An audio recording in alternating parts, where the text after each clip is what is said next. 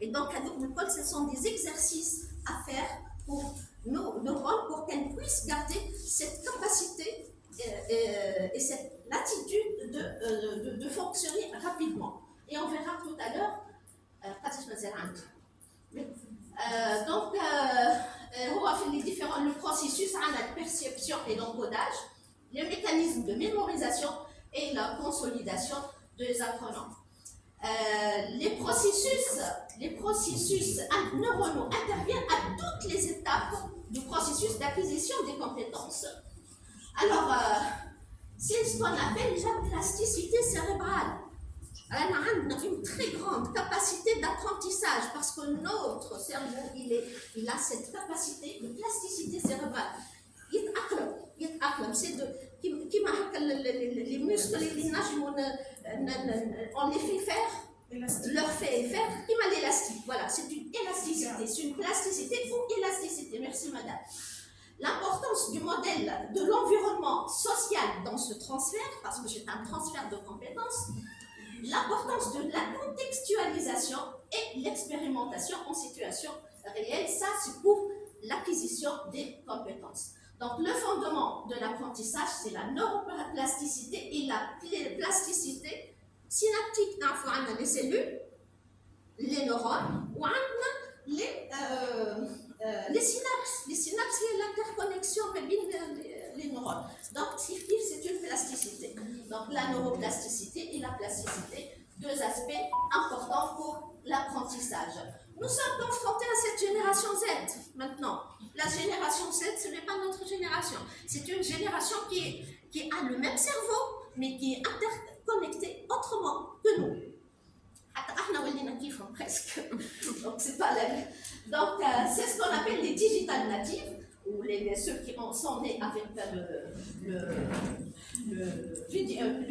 l'ordinateur, le smartphone, les tablettes, les ordinateurs, donc ils les ont modulés autrement. Nos étudiants ou nos enfants, nos élèves, maintenant, nous ont fait faire transformer l'économie, voilà, transiter de l'économie des connaissances vers l'économie de l'attention. Ils ne portent plus d'attention.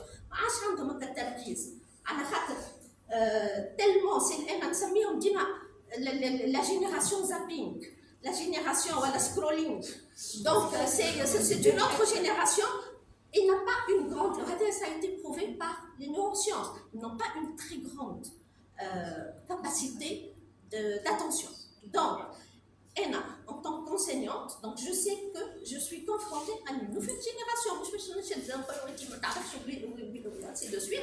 Donc, c'est que je dois accepter cette réalité et de manque d'attention et m'adapter. Donc, d'où l'importance des variétés, de la variation des approches pédagogiques, apprentissage par l'expérience, diversité des outils conçus pour l'apprentissage et de nouvelles méthodes d'apprentissage. Donc, à titre d'exemple, bien sûr, on n'a pas le temps, il faut les jeux éducatifs, il faut les technologies immersives, les micro-apprentissages, etc. J'en passe peut-être un bac choix, puis je faut faire l'atelier, ça dit que c'est donc, l'apport de la... Presque j'ai fini, monsieur.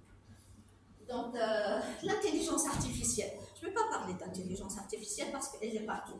Mais juste, j'ai choisi cette citation dite par c'est un médecin qui a beaucoup travaillé sur l'intelligence artificielle, docteur Laurent Alexandre, c'est un neurologue d'ailleurs.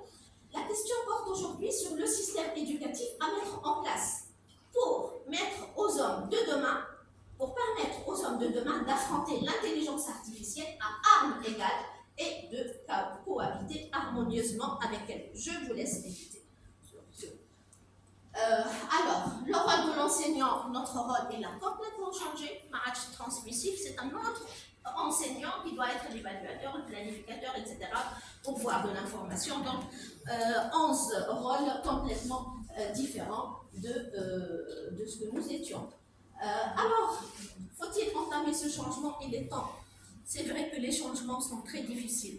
Les changements nous essoufflent tous. Les changements, parfois, nous dépriment. Mais il faut foncer, il faut aller vers les changements. C'est Anis, il faut absolument être combatif et aller vers l'avant pour les changements. Et je finis, je vous remercie.